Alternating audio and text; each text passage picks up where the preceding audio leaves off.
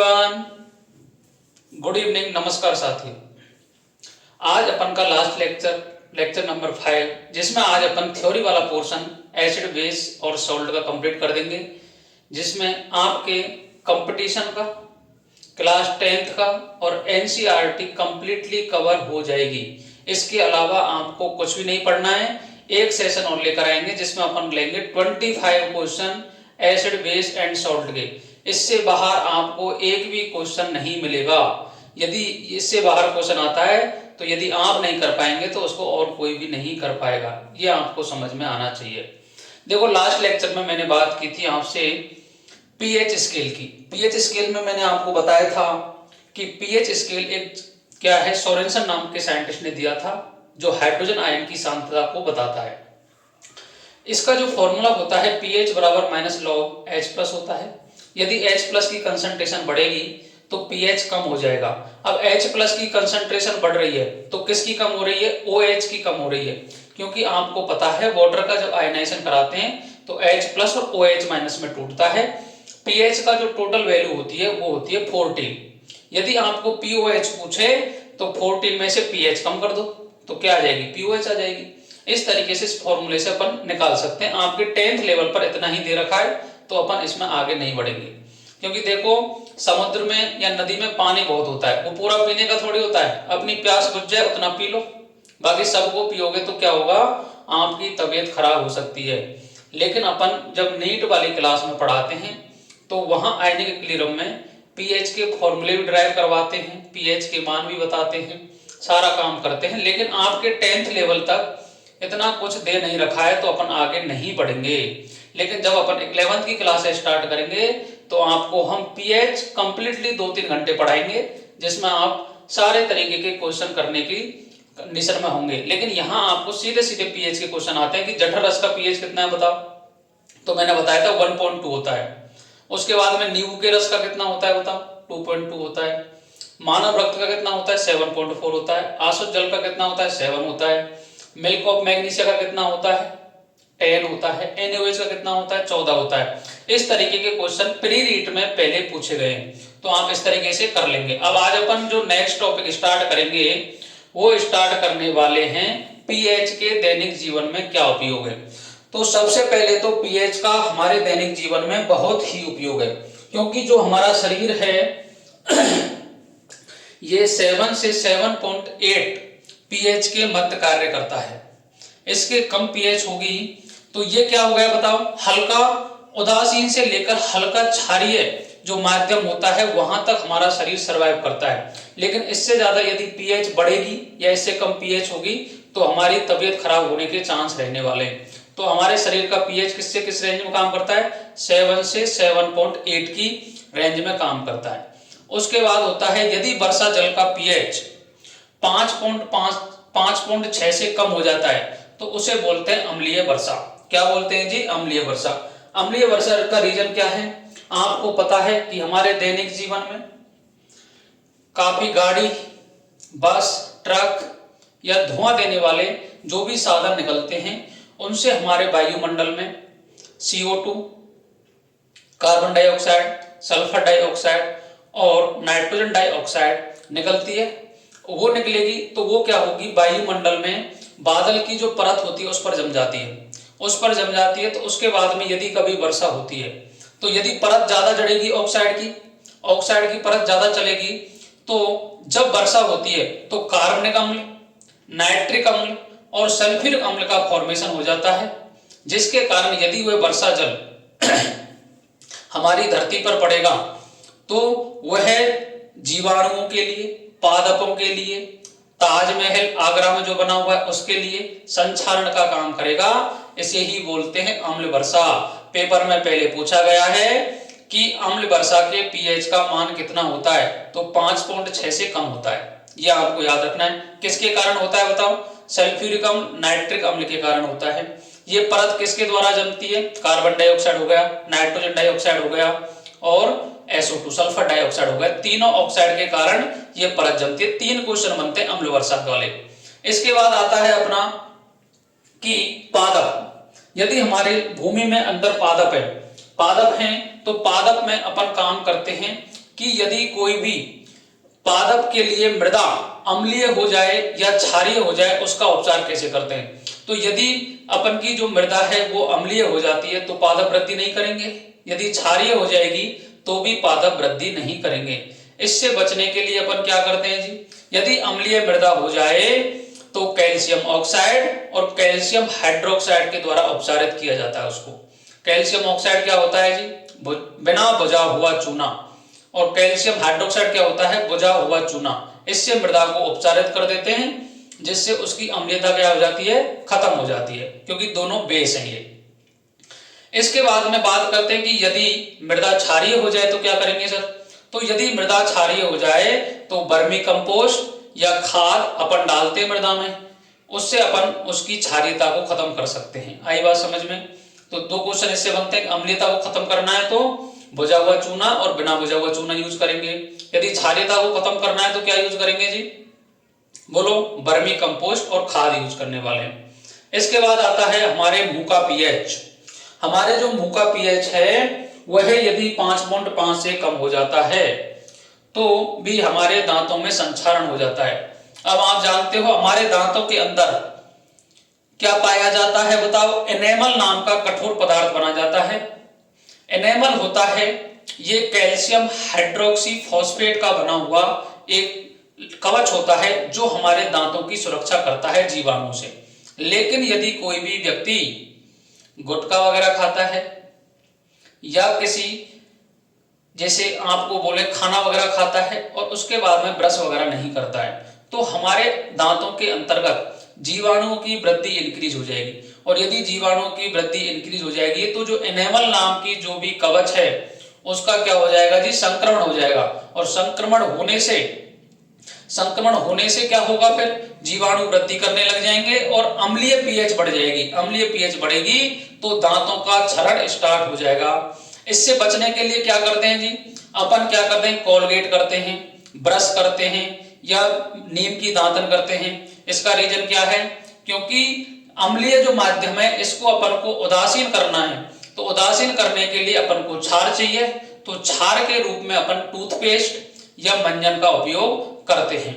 अब आपके दिमाग में एक क्वेश्चन आ रहा होगा कि सर जो एनेमल होता है ये किस नेचर का होता है, क्या ये एसिडिक नेचर का है या बेसिक नेचर का है। तो आपको याद रखना है कि जो एनेमल होता है ये बेसिक नेचर का होता है। बेसिक नेचर का है इसीलिए जीवाणु क्रिया नहीं कर पा रहे हैं, क्योंकि जीवाणु कभी भी क्षारीय माध्यम में क्रिया नहीं करते हैं, ये अपन को याद रखना है। इसके बाद बात आती है जी, इसके बाद आती है कि पाचन तंत्र में। पाचन तंत्र का मतलब होता है कि हमारे शरीर के अंतर्गत उदर का मतलब हो गया पेट। पेट के अंतर्गत HCl का स्राव होता रहता है जो हमारे भोजन के पाचन के लिए क्या होता है, उत्तरदायी होता है। लेकिन काफी बार क्या होता है, जैसे अपन यदि कोई व्रत हो गया, उपवास हो गया या किसी समस्या के कारण अपन खाना नहीं खा पाए तो हमारे शरीर के जो उदर है उसके अंतर्गत HCl का स्राव बढ़ता जाता है। तो हमारे पेट के अंतर्गत क्या हो जाता है, एसिडिक मीडियम क्रिएट हो जाता है। और एसिडिक मीडियम क्रिएट होने से हमारे अंतर्गत एसिडिटी हो जाती है। एसिडिटी को बोलते हैं अपच। और अपच होने के कारण हमारे पेट में क्या होता है, एसिडिटी बढ़ेगी तो हमारे शरीर में दर्द वगैरह होगा पेट में। इस दर्द को मिटाने के लिए हमको चाहिए एंटाएसिड। एंटाएसिड को बोलते हैं प्रतिअम्ल। प्रतिअम्ल के रूप में अपन यूज करते हैं अपन मिल्क ऑफ मैग्नीशिया MgOH का होल 2। ये एक दुर्बल क्षारक के रूप में कार्य करता है। प्रबल क्षार अपन नहीं ले सकते क्योंकि हमारे शरीर के अंतर्गत हानिकारक हो सकता है वो।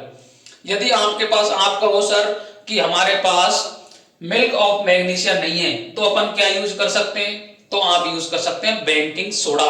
बेकिंग सोडा सभी के घर में मिलता है, NaSCO3 व्हाइट कलर का, जिसे अपन जितने भी खाने वगैरह बनाते हैं तो उनमें स्वादिष्टता बढ़ाने के लिए अपन क्या यूज करते हैं, बेकिंग सोडा।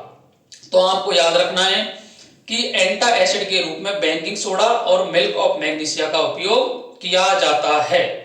इसके बाद आता है कि कुछ प्राकृतिक अम्ल हैं जो अपन नेचर में देखते हैं कि किस किस में कौन कौन सा अम्ल मिलता है। तो आपने देखा होगा कि जो प्राकृतिक अम्ल है, जैसे सिरका, सिरका को बोलते हैं विनेगर। क्या बोलते हैं जी? विनेगर। विनेगर में मिलता है एसिटिक अम्ल। क्या मिलता है? एसिटिक अम्ल। याद रखना है, सीधा सीधा पेपर में पूछ लेगा कि विनेगर में कौन सा अम्ल मिलता है, तो 4 ऑप्शन दे देगा, तो आपको एक ही ऑप्शन टिक करना है उसमें से, एसिटिक अम्ल। इसके बाद आएगा जी कि संतरा में कौन सा मिलता है, तो संतरा अगर खट्टा पदार्थ है तो सिट्रिक अम्ल मिलता है। कौन सा मिलता है? सिट्रिक अम्ल। इसके बाद आता है अंगूर, इमली और कच्चे आम में कौन सा अम्ल मिलता है? टार्ट्रिक अम्ल। कौन सा मिलता है? टार्ट्रिक अम्ल। फिर पूछ लें आपसे कि पालक, टमाटर में कौन सा मिलता है? ऑक्जेलिक अम्ल मिलता है। कौन सा अम्ल मिलता है? ऑक्जेलिक अम्ल। खट्टा दूध हो या दही हो तो कौन सा मिलेगा? लैक्टिक अम्ल मिलता है। क्या मिलता है जी? लैक्टिक अम्ल। इसके बाद आता है नींबू। नींबू में कौन सा अम्ल मिलता है? सिट्रिक अम्ल मिलता है। चींटी का डंक में कौन सा मिलता है? मिथेनोइक अम्ल मिलता है। चींटी का डंक हो या मधुमक्खी का डंक हो या नेटल पादप का डंक हो, इन सभी में क्या मिलता है? मेथेनोइक अम्ल मिलता है। आंवला हो या सिट्रस फल हो, इसमें मिलता है एस्कॉर्बिक अम्ल।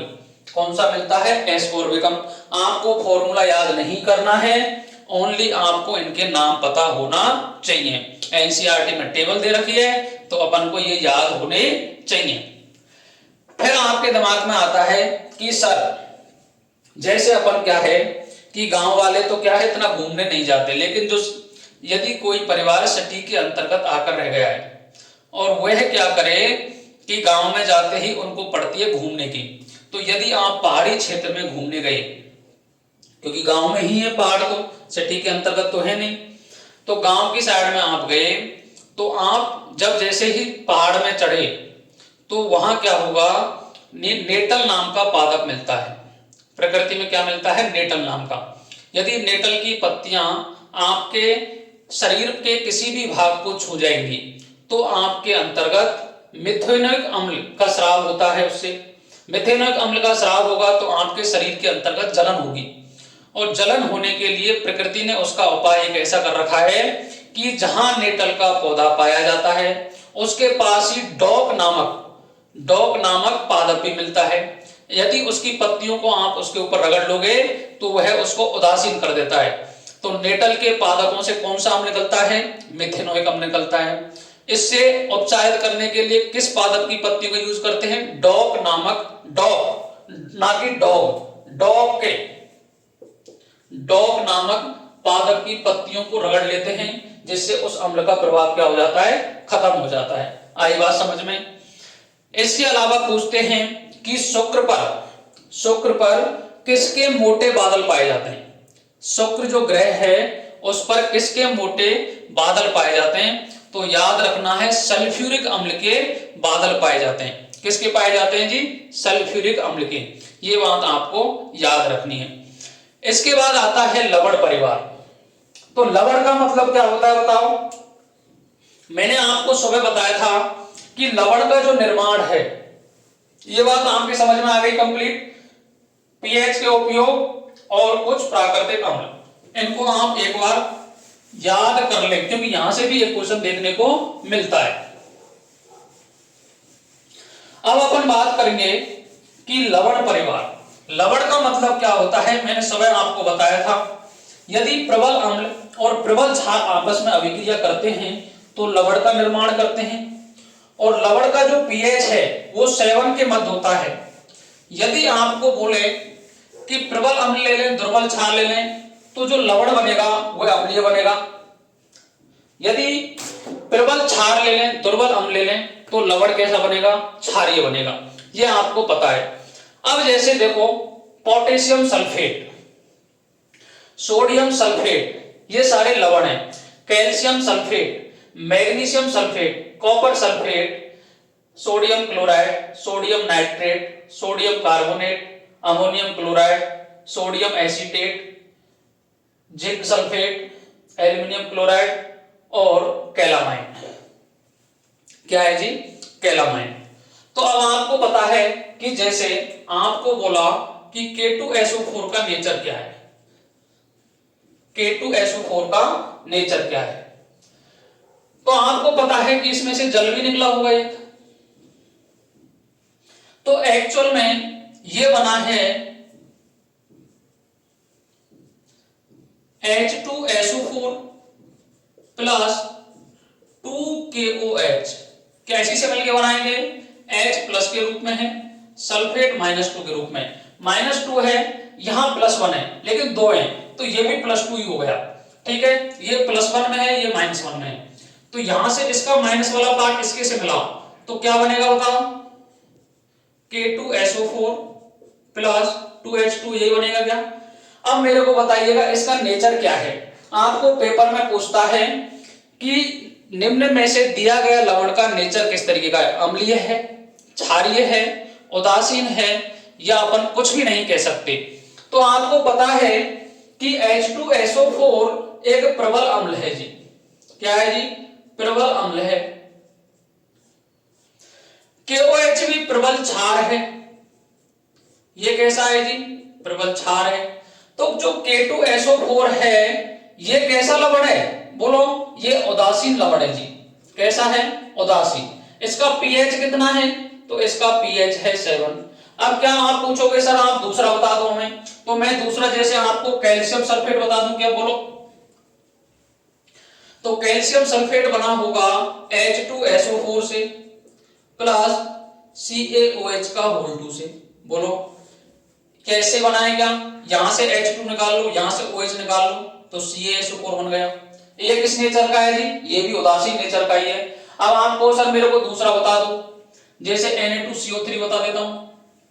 देखो अब एक आने चाहिए आपको, इस लेवल पर बीएससी कर रखी है आपने तो आने चाहिए। जैसे Na2CO3 है तो यहां जल का अणु भी निकला है, तो Na2CO3 कैसे बना होगा? H2CO3 होगा प्लस 2NaOH होगा इधर। अब देखो यहां 2H2 निकल गए, H2CO3 कार्बोनिक अम्ल है, ये है वीक एसिड। क्या है जी? Weak acid. ये क्या है? Strong base. ये प्रबल क्षार है। नेचर किसका आएगा बताओ? प्रबल क्षार का आने वाला है। तो जो Na2CO3 है ये इसका pH 7 से ज्यादा है, तो इस लवण का नेचर क्या आने वाला है बताओ? क्षारीय आने वाला है। किसी को कोई परेशानी? बोलो। अब आप पूछोगे AlCl3 का बता दो सर, तो AlCl3 देखो HCl प्लस AlOH का होल 3, ये 3 ले लो यहां से। क्या बना जी? बोलो AlCl3 प्लस 3H2O। क्या यही बना? क्या पता है क्या? ये स्ट्रॉन्ग एसिड है। बोलो ये वीक बेस है। किस नेचर का आ गया बताओ? AlCl3 स्ट्रॉन्ग एसिड है तो ये होता है अम्लीय नेचर का। बोलो किस नेचर का है जी? अम्लीय नेचर का। लेकिन ये अवैधर्मी होता है। एक्चुअल में क्या होता है? अवैधर्मी। लेकिन नेचर का पता करेंगे तो अम्लीय नेचर का होगा, यदि आपको ऑप्शन में नहीं दे रखा है तो। इस तरीके से आपको लवण को पहचानना आना चाहिए। कुछ नहीं करना है, आगे वाला पार्ट और पीछे वाले पार्ट में से जल का अणु और जोड़ लो तो उससे क्या निकल जाएगा? लवण निकल जाएगा। ठीक है, आई बात समझ में आपको? इतना आना चाहिए। इसके बाद अपन बात करते हैं कि आपके जो सिलेबस में दे रखे हैं लवण। पहला है साधारण नमक। साधारण नमक क्या होता है? एक तरीके से साधारण नमक कच्चे पदार्थ के रूप में सभी लवण के रूप में काम आता है। इसे बोलते हैं NaCl। क्या बोलते हैं? NaCl। इसका नाम क्या है? Sodium chloride. क्या नाम है? Sodium chloride. इसे बोलते हैं टेबल सॉल्ट। टेबल सॉल्ट का मतलब है इसे अपन खाने में यूज करते हैं। तो आप जिस भी घर में जाओगे या किसी भी होटल में जाओगे, रेस्टोरेंट में जाओगे तो आपको वहां नमक की डिब्बी मिलेगी, तो इसे इसका नाम पड़ गया टेबल सॉल्ट। इसलिए टेबल पे ही मिलता है रखा, इसलिए इसका नाम क्या हो गया? Table salt. इसके बाद आती है क्लोर क्षार अभिक्रिया। वेरी वेरी इंपॉर्टेंट है, जो आपको याद रखनी है। क्लोर क्षार अभिक्रिया का मतलब होता है कि जब NaCl का जो जलीय विलयन होता है उसमें से अपन विद्युत प्रवाहित करते हैं तो सोडियम हाइड्रोक्साइड, Cl2 और H2 गैस अपने को मिलती है। इसे ही बोलते हैं क्लोर क्षार अभिक्रिया। तो देखो समझो, इसमें NaCl का एक्वस सॉल्यूशन है, इसमें H2O में जलीय विलयन है, इसमें प्रोवाइड करोगे, यहाँ इलेक्ट्रिसिटी प्रोड्यूस करोगे इसमें, तो यहाँ आपको NaOH मिलेगा एक्वस, H2 गैस मिलेगी, Cl2 गैस मिलेगी। अब आपको समझना है, इसमें भी काम की बातें हमारे समझ में ये नहीं आता काफी बार कि सर एनोड पर क्या जाएगा और कैथोड पर क्या जाएगा, तो मैं आपको ये बातें क्लियर भी कर देता हूं अभी कि एनोड पर कौन जाता है और कैथोड पर कौन जाता है। तो आपको याद रखना है कि इस तरीके से कोई भी सॉल्यूशन है, ठीक है जी, ये सॉल्यूशन है, ये एनोड है, ये कैथोड है, ठीक है जी। ये यहां पड़ा है NaCl का सॉल्यूशन, क्या पड़ा है, NaCl का सॉल्यूशन। इसके बाद पड़ा है H2O, पानी का ये जलीय विलयन है। इसके बाद में ये दोनों आपस में जुड़े हुए हैं इस तरीके से, ठीक है, इसे बोलते हैं एनोड, इसे बोलते हैं कैथोड।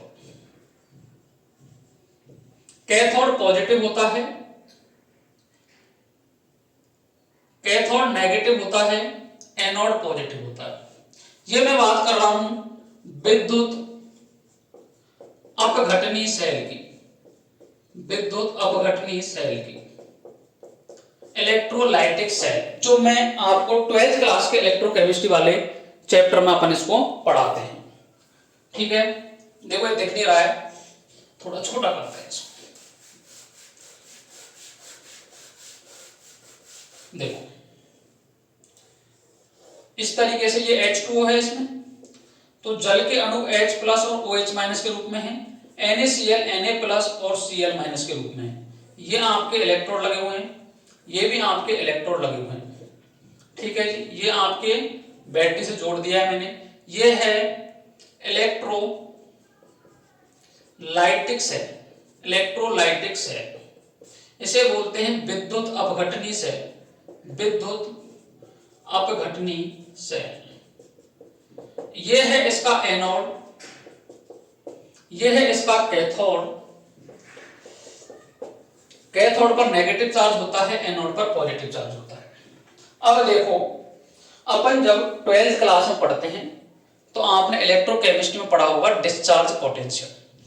जिसका डिस्चार्ज पोटेंशियल जितना कम होता है वही कहां जाने की टेंडेंसी रखता है, बताओ, एनोड और कैथोड पर जाने की टेंडेंसी रखता है। आपने रिएक्टिविटी सीरीज पढ़ी है, वो डिस्चार्ज पोटेंशियल के हिसाब से ही है।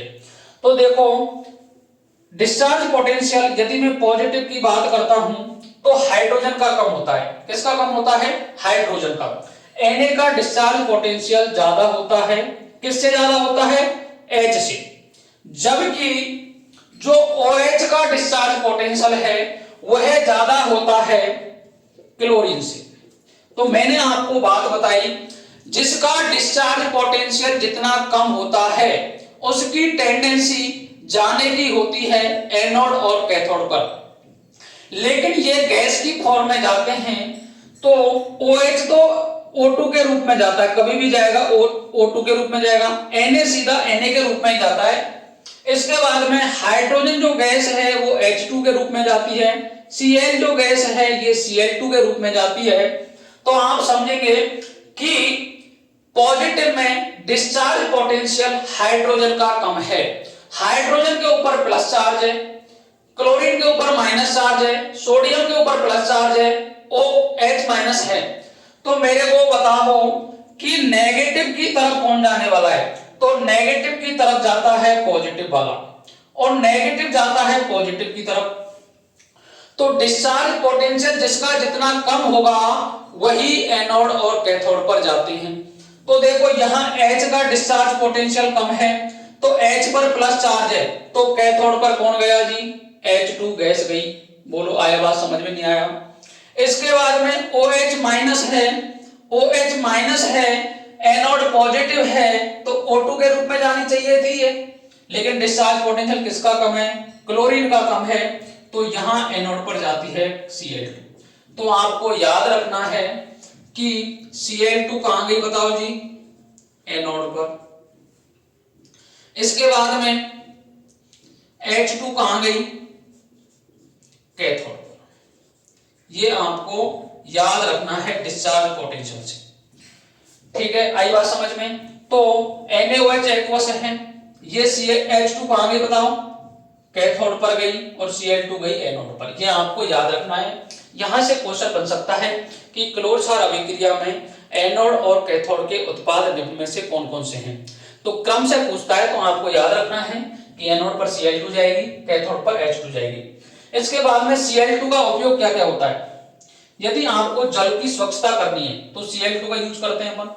स्विमिंग पूल हो, पॉलीवाइनिल क्लोराइड का निर्माण हो, रोगाणुनाशक के रूप में करते हैं, CAFC कीटनाशक के रूप में भी Cl2 का उपयोग अपन करते हैं। इसके बाद में H2 का उपयोग कहां कहां करते हैं अपन बताओ। H2 का उपयोग ईंधन के रूप में करते हैं अपन। जितना भी फ्यूल होता है वो H2 का बना होता है। 74% प्रदूषण मुक्त होता है H2 का फ्यूल, इसलिए अपन H2 का यूज करते हैं। मार्गरीन के रूप में करते हैं, खाद के लिए अमोनिया के रूप में भी इसका उपयोग करते हैं। NaOH का उपयोग कहां कहां करते हैं अपन बताओ। NaOH का उपयोग अपन धातुओं से ग्रीस हटाने के लिए करते हैं, साबुन के लिए करते हैं, अपमार्जक में करते हैं, कृत्रिम फाइबर बनाने के लिए भी अपन इसका यूज करते हैं। इसके बाद बात आती है ब्रंजक चूर्ण की। किसकी बात आती है, ब्रंजक चूर्ण की। तो जो ब्रंजक चूर्ण है सबसे इंपॉर्टेंट, तो इसका फॉर्मूला आ जाता है कि ब्रंजक चूर्ण का फॉर्मूला क्या है। तो ब्रंजक चूर्ण का फॉर्मूला क्या है बताओ, CaOCl2। आपको याद रखना है, इसमें वेरी वेरी इंपॉर्टेंट है CaOCl2। इसका नाम क्या है, कैल्शियम ऑक्सीक्लोराइड। क्या नाम है, कैल्शियम ऑक्सीक्लोराइड। क्या आप मेरे को इसमें बता सकते हो कि इनकी ऑक्सीडेशन स्टेट क्लोरीन की क्या क्या है। क्या -1 है, क्या क्लोरीन की -1 +1 या 0 है, या क्लोरीन की +1 है, या क्लोरीन की 0 है। अब आपको मैक्सिमम केस में किसी को पता ही नहीं रहता है। तो देखो इसमें किस तरीके से जुड़ा हुआ है। कैल्शियम के साथ में एक क्लोरीन जुड़ा हुआ है, ठीक है। ऑक्सीजन की वैलेंसी 2 होती है, तो एक Cl इस तरीके से जुड़ा हुआ है। मेरे को बता रहा हूं कैल्शियम मेटल है, तो यहां +1 आएगा, इसमें यहां -1 आया, यहां इसकी वजह से +1 आया, तो यहां -1 आया।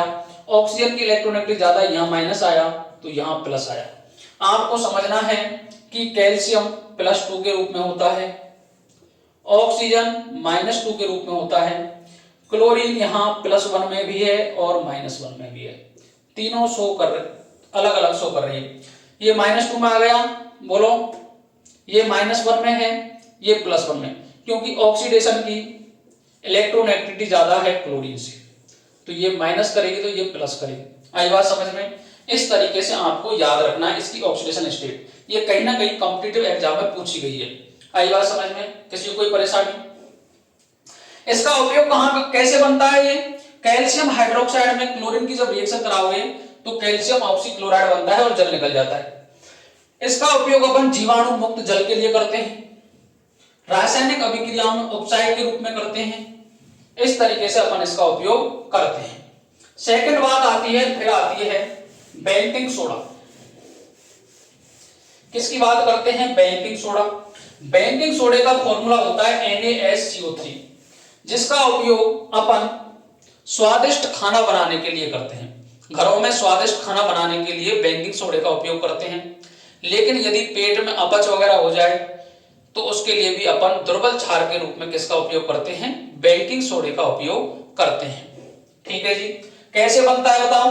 NaCl में पानी, नमक के विलयन में पानी डालोगे आप, CO2 प्रवाहित करोगे, NH3 करोगे तो सोडियम हाइड्रोजन कार्बोनेट बनेगा और अमोनियम क्लोराइड बनता है। यदि आप इसको हीट कर देते हो तो सोडियम कार्बोनेट बन जाता है, H2 बाहर निकल जाता है और CO2 बाहर निकल जाता है। कहां यूज करते हैं बताओ, एंटी एसिड के रूप में उपयोग करते हैं, सोडा अम्ल के अग्निशामक के रूप में भी इसका उपयोग किया जाता है। यह आपको याद रखना है। बेकिंग सोडे का उपयोग एंटी एसिड के रूप में भी करते हैं और सोडा अम्ल के अग्निशामक के रूप में भी करते हैं। नेक्स्ट आता है धावन सोडा। क्या आता है? धावन सोडा। Na2CO3 की रिएक्शन कराओ 10H2 से, क्या बनेगा जी? Na2CO3 dot 10H2। किस किस में उपयोग करते हैं बोलो? जल की जो स्थायी कठोरता होती है उसको हटाने के लिए अपन धावन सोडे का उपयोग करते हैं। विभिन्न उद्योग वगैरह हैं, कांच उद्योग हैं, उसमें भी इसका उपयोग करते हैं। इस तरीके से अपन इसका उपयोग करते हैं। इसके बाद आता है plaster of Paris. Plaster of Paris. Plaster of Paris को का फॉर्मूला होता है CaSO4 डॉट हाफ H2। इसकी रिएक्शन यदि अपन जल से कराएंगे तो बनेगा CaSO4 डॉट 2H2। क्या नाम है जी इसका? जिप्सम। क्या नाम है? जिप्सम। इसका नाम क्या है? Plaster of Paris. Plaster of Paris. किस में उपयोग करते हैं इसका? प्लास्टर ऑफ पेरिस का उपयोग सजावटी जितने भी सामान होते हैं उसमें इसका उपयोग करते हैं। उसके बाद में यदि आपके हाथ पैर में चोट लग जाती है तो उसके में आप जो प्लास्टर चढ़ता है उसके लिए भी इसका उपयोग किया जाता है। ये आपको याद रखना है। प्लास्टर ऑफ पेरिस का उपयोग जितने भी आप, यदि गणेश चतुर्थी है वगैरह है तो आपको जितने भी गणेश जी की मूर्ति दिखती हैं उनका जो पेंट होता है वो प्लास्टर ऑफ पेरिस से होता है। ठीक है। इसके बाद में कि यदि किसी के एक्सीडेंट हो गया तो प्लास्टर जो चढ़ता है वो पीओपी का ही चढ़ता है। इसके बाद जो नेक्स्ट टॉपिक आता है इसमें वो आता है क्रिस्टलन जल। क्रिस्टलन जल। क्रिस्टलन जल का मतलब होता है कि यदि आपको कोई भी लवण दे रखा है, लवण के साथ में यदि जल के अणु जुड़े होते हैं, जल के अणु जुड़े हुए होते हैं, उन्हें ही बोलते हैं अपन क्रिस्टलन जल। जैसे मैंने बात की Na2CO3 dot 10H2, CaSO4 dot half H2, CaSO4 dot 2H2। इसके बाद में बात की कॉपर सल्फेट प्लस 5H2। तो ये तो सारे क्या हैं बताओ? ये सारे हैं लवण। क्या है जी? लवण। इनके साथ में जितने भी जल के अणु जुड़े हुए हैं इसे ही बोलते हैं अपन क्रिस्टलन जल। क्या बोलते हैं? क्रिस्टलन जल। ये बातें आपको समझ में आनी चाहिए। इस तरीके से ये जो चैप्टर है आपका, ये अम्ल, क्षार और लवण क्लास 10th के लेवल के अनुसार, कॉम्पिटिटिव एग्जाम के अनुसार और 10th क्लास की एनसीईआरटी, 7th क्लास की एनसीईआरटी के अनुसार कंप्लीटली हो जाता है खत्म। इससे बाहर आपका एक भी क्वेश्चन देखने को नहीं मिलेगा यदि एनसीईआरटी से क्वेश्चन आता है तो। इसके बाद अपन लेके आएंगे आपके लिए 25 क्वेश्चन का एक सेट जिसमें आपको एनसीईआरटी पूरी कंप्लीट जहां से भी क्वेश्चन बन सकते हैं वो कवर होने वाले हैं उसमें। तो आप जितने भी 5 पार्ट हो जाएंगे इसके, पांचों पार्ट को आसानी पूर्वक देख लें, समझ लें, दोस्तों के साथ में शेयर भी कर दें भैया। जितने भी बच्चे यदि देख रहे हैं, अपना जो कुंभज क्लासेज का परिवार है ये 538 लोगों का हो चुका है। धीरे धीरे ये 1000 पर भी पहुंचेगा, 1500 पे भी पहुंचेगा, 2000 पे भी पहुंचेगा। इस तरीके से तो अपन क्या करें कि अपन इसको वीडियो को कंप्लीट देख लें ताकि अपन को बातें समझ में आए। इसके बाद अपन बात करते हैं कि जो नेक्स्ट चैप्टर है वो अपन स्टार्ट करेंगे हाइड्रोकार्बन। आई बात समझ में? तो राधे राधे, जय श्री कृष्णा, जय हिंद, जय भारत।